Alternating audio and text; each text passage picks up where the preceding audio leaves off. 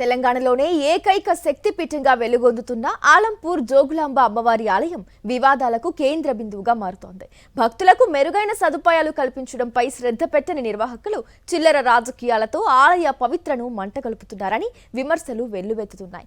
భక్తుల మనోభావాలు దెబ్బతీసేలా ఈవో వ్యవహరిస్తున్నారని ఆధ్యాత్మికవేత్తలు ఆరోపిస్తున్నారు. ఓ టెండర్ విషయంలో దళిత మహిళ పట్ల వివక్ష చూపించిన ఆలయ ఈవోపై తాజాగా ఎస్సీ, ఎస్టీ వేధింపుల కేసు నమోదైంది.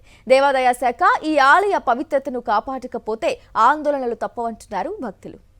దేశంలోనే అత్యంత ప్రతిష్టాత్మకమైన శక్తిపీఠాల్లో కీలకమైనది 5వది పాలమూరు జిల్లాలో ఉన్న ఆలంపూరు జోగులాంబ అమ్మవారి ఆలయం.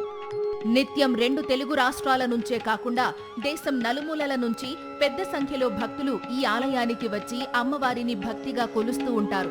అమ్మవారి కటాక్షం ఉంటే తమకు తిరుగే ఉండదని నమ్ముతారు. పెద్ద సంఖ్యలో వచ్చే భక్తులకు సరైన వసతి సదుపాయాలు లేక నానా అవస్థలు పడుతున్నారు. భక్తుల కానుకలు, హుండీ ఆదాయం, ఆలయ భూములపై వచ్చే కౌలు కలుపుకుంటే ఏటా 4 కోట్ల రూపాయలకు పైనే ఆదాయం సమకూరుతోంది. ఈ ఆదాయంతో ఆలయాన్ని మరింతగా అభివృద్ధి చేసి భక్తులకు మౌలిక సదుపాయాల కల్పనకు పెద్దపీట వేయాలి. అయితే ఆలయ నిర్వాహకులు దాన్ని పక్కన పెట్టి వివాదాలు రాజేయడం విమర్శలకు దారితీస్తోంది.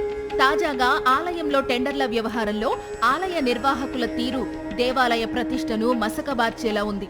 కొద్ది రోజుల క్రితం ఆలయంలో వివిధ అవసరాల కోసం టెండర్లు పిలిచారు. అందులో ఆలయానికి నిత్యం కూరగాయలు సరఫరా చేసే టెండర్ కూడా ఉంది. ఈ టెండర్లో అత్యంత తక్కువ ధర కోట్ చేసిన శ్రీలత అనే మహిళకు టెండర్ కేటాయించారు. ఆ వెంటనే ఆమె 10,000 రూపాయలను ఈఎండీగా చెల్లించారు కూడా. అయితే టెండర్ గెలుచుకుని కొద్ది రోజులు దాటిన తరువాత ఆ మహిళకు కేటాయించిన టెండర్ను ఈవో దీప్తిరెడ్డి రద్దు చేశారు. ఎందుకు రద్దు చేశారని ఆ మహిళ ప్రశ్నిస్తే ఆమె అన్య మతస్థురాలన్న ఫిర్యాదులు వచ్చాయి కాబట్టి నిబంధనల ప్రకారం రద్దు చేశామని ఈవో చెప్పారని బాధిత మహిళ శ్రీలత ఆరోపించారు. జోగులాంబ అమ్మవారి దేవాలయంలో కూరగాయల టెండర్ వేశాము. 10,000 రూపాయలు అప్పు తెచ్చుకొని మేము ఈ టెండర్ తక్కువ ధరకే టెండర్ వేసినాము. జోగులాంబ అమ్మవారి దయ వల్ల మాకు ఈ టెండర్ వచ్చింది. ఇప్పుడు మేడం గారు మీరు ఎస్సీ మాదిగ వాళ్ళు కూరగాయలు వేయద్దు అని అంటున్నది. మేము ఎస్సీ మాదిగ వాళ్ళం, మేము మనుషులం కాదా? మేము ఎందులోనూ పాల్గొనకూడదా? దీని వెనుక పెద్ద కుట్ర ఉందని శ్రీలత ఎస్సీల్లో మాదిగ కులానికి చెందిన వ్యక్తి కావడంతోనే కుల వివక్షతో టెండర్ను రద్దు చేశారని స్థానిక దళితులు ఆరోపిస్తున్నారు. ఎందుకు రద్దు చేసినారు అయ్యా అని చెప్పేసి అడిగితే మీరు ఎస్సీలు, మీరు మాదిగలు, మీరు అన్యమతస్థులు అంటున్నారు. బాబాసాహెబ్ అంబేద్కర్ రచించినటువంటి భారత రాజ్యాంగం ఆర్టికల్ 14 ఏం చెప్తుంది, ఆర్టికల్ 17 ఏం చెప్తుంది? స్వేచ్ఛ, స్వతంత్రం, సమానత్వం. మేము మనుషులమే, మేము కూడా ఈ సమాజంలో బతుకుతున్నటువంటి జీవులమే. ఈరోజు ఇంత దారుణంగా కులం పేరుతో, కుల వివక్షతతో ఒక దళిత మహిళ యొక్క టెండర్ను ఏ రకంగా రద్దు చేస్తారు? ఈవో దీప్తిరెడ్డి గారు, మీరు మీ అనుచరుడైనటువంటి ఈ యొక్క విష్ణువర్ధన్ రెడ్డి గారిని మీ యొక్క ఛాంబర్లో ఎలా పెట్టుకుంటారు? టెండర్ విషయంపై సోషల్ మీడియాలో దుమారం చెలరేగింది. దళిత మహిళకు ఉద్దేశపూర్వకంగానే ఈవో అన్యాయం చేశారని కొందరు పోస్టులు పెట్టారు. ఆలయంలో ఎలాంటి పదవీ లేని విష్ణువర్ధన రెడ్డి అనే వ్యక్తి ఎలా చెబితే ఈవో దీప్తిరెడ్డి అలా నడుచుకుంటున్నారని, టెండర్ రద్దు వెనుక కూడా విష్ణువర్ధన్ రెడ్డి హస్తం ఉండి ఉండవచ్చని అందులో ఆరోపించారు. తనపై కుల వివక్ష ఆరోపణలు వైరల్ కావడంతో ఈవో దీప్తిరెడ్డి మీడియా ముందుకు వచ్చారు. శ్రీలత టెండర్ను పరిశీలించే సమయంలోనే ఆమె అన్య మతస్థురాలన్న ఫిర్యాదు వచ్చిందని, దానిపై విచారణ జరిపిస్తున్నామని, టెండర్ను ఖరారు చేసేది తాను కాదని, దేవాదాయ శాఖ కమిషనరే అని ఆమె వివరణ ఇచ్చారు. ఈవో యొక్క పరిధి ఇక్కడున్న పరిస్థితులన్నీ అంచనా వేసి దేవాదాయ ధర్మాదాయ శాఖకి పంపించడం వరకు మాత్రమే ఉంటుంది. టెండర్ యొక్క ఫైనల్ అప్రూవల్ అనేది దేవాదాయ ధర్మాదాయ శాఖ కమిషనర్ అనుమతి ఉత్తర్వులకు లోబడి ఉంటుంది. కాబట్టి ఎటువంటి రూమర్స్ని నమ్మకుండా, ఆలయ ప్రతిష్టకి భంగం కలిగించకుండా ఏవైనా అనుమానాలు ఉంటే ఆలయ కార్యాలయంలో సంప్రదించాలని మరొక మారు విజ్ఞప్తి చేస్తాం. ఎట్టి పరిస్థితుల్లో దేవాదాయ ధర్మాదాయ శాఖ నిర్వహించే టెండర్లు కులాన్ని ప్రాతిపదికగా చేసుకొని లేవు, మతాన్ని ప్రాతిపదికగా చేసుకుని అన్య మతస్థులు పాల్గొనొద్దు అని మాత్రమే మెన్షన్ చేస్తున్నాము.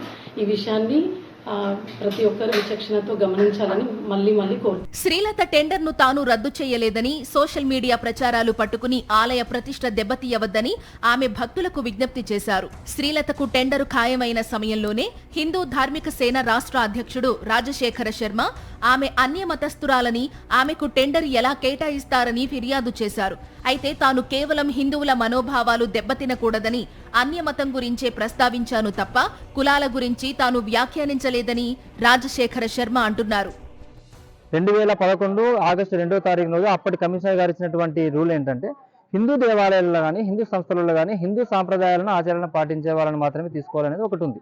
దాని ప్రకారం ఇంకొకటి ఆర్టికల్ 26 మరియు ఆర్టికల్ 16/5లో కూడా హిందూ దేవాలయాల్లో కానీ హిందూ సంస్థలలో కానీ హిందూ ఆర్గనైజేషన్లలో కానీ వాళ్ళకి నచ్చిన విధంగా హిందూ సాంప్రదాయాలను పాటించే వాళ్ళని మాత్రమే పెట్టుకునే పూర్తి స్వేచ్ఛ, బాధ్యత, హక్కులు వాళ్ళకు ఉంటాయి.